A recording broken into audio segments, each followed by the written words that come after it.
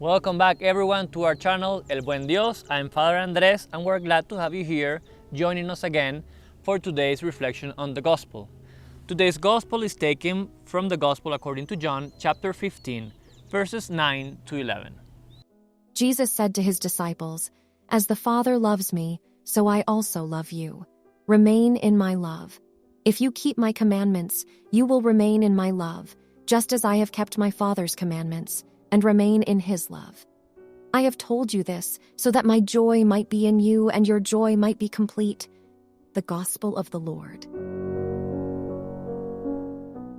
Today, we hear again the intimate confidence Jesus made last Holy Thursday. As the Father loves me, so I also love you.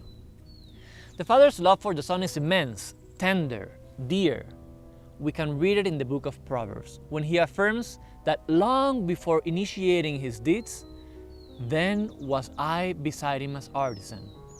I was his delight day by day, playing before him all the while. This is how he loves us, and prophetically announcing it in the same book, he adds, playing over the whole of his earth, having my delight with human beings. The Father loves the Son, and Jesus tells us so. He says, "And he that sent me is with me.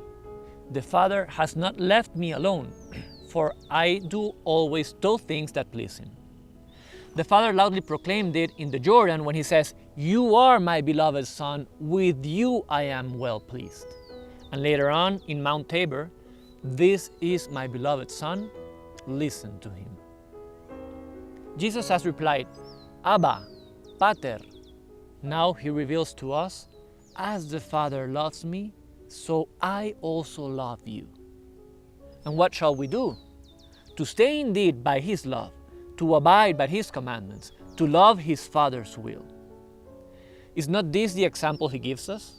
He says, "I always keep my Father's commandments and remain in his love."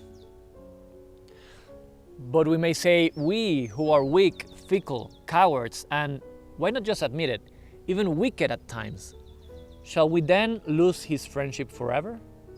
No. He will not allow us to be tempted well over our own forces. And if we ever fail to abide by his commandments, let us ask him the grace of quickly coming back to him, as a prodigal son to the Father's house, and of being able to receive the sacrament of penance and forgiveness of our sins. "I love you," Jesus tells us.